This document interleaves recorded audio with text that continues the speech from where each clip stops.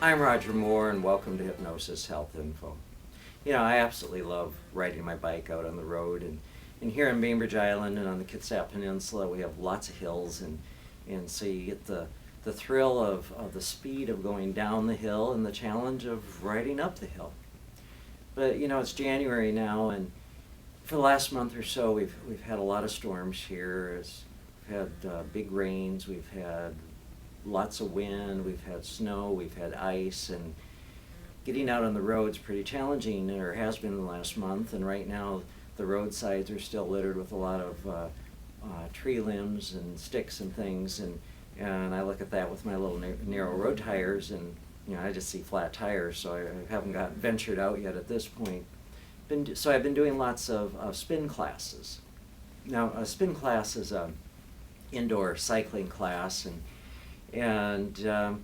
in particular, we're doing a heart rate class, and we spend 90 minutes from 5 a.m. to 6:30 in the morning, one day a week, doing heart rate training. And the other day in class, Kathy, our instructor, we were probably 2/3 away through the class, said to us, "Are you feeling uncomfortable?"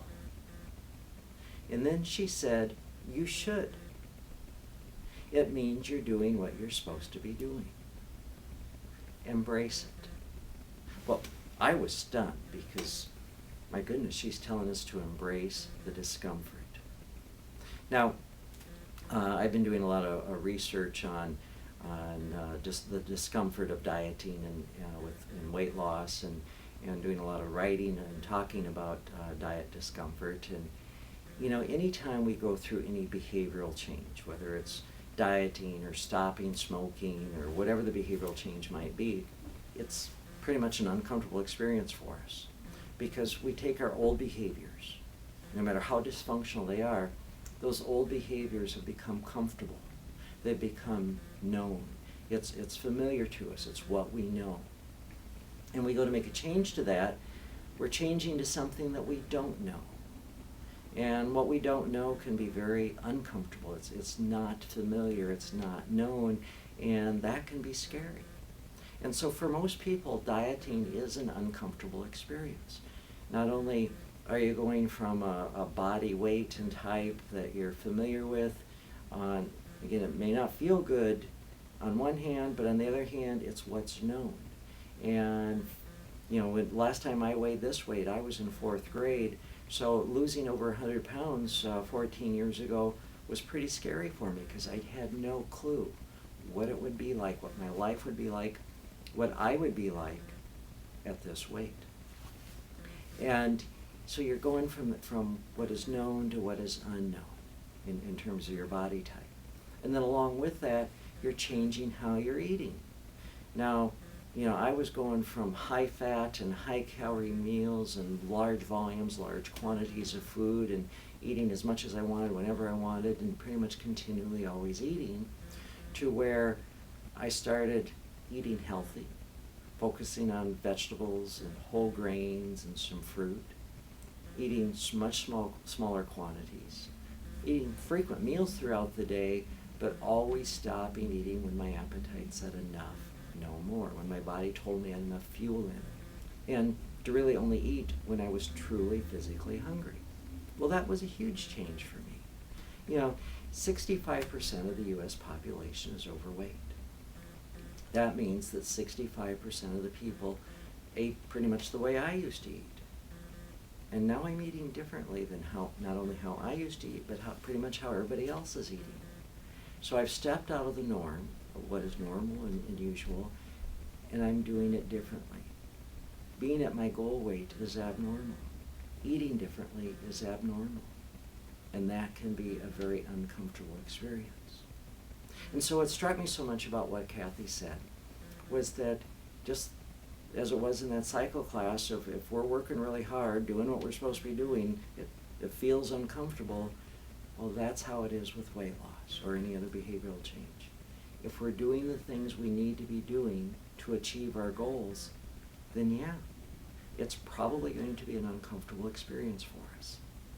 And that's okay. Embrace it. It means you're doing what you're supposed to be doing.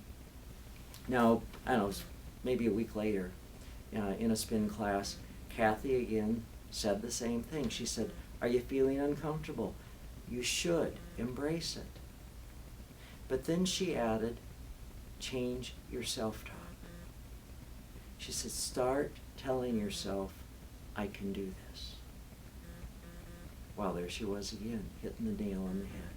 Because often when we're feeling uncomfortable, our self-talk is, "Oh, I can't do this," or "I can't do it anymore," or "I can't do it any longer," or "Oh, I want my cookie," or "I want my Haagen-Dazs," or "I want my Snickers bar," or "my donut," or whatever it might be. Well, again, it's changing that self-talk and giving yourself positive messages of, I eat to fuel my body. I make healthy eating choices. I make conscious choices. And you want to give yourself suggestions and messages about being at your goal weight. And you want to find the value in being at your goal weight. Is being at your goal weight more important than a Snickers bar?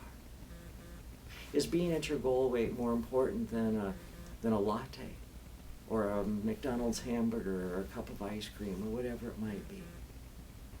Allow yourself to stay focused on what you do want and go through that discomfort of discovering your goal, discovering what it's like to achieve your goal.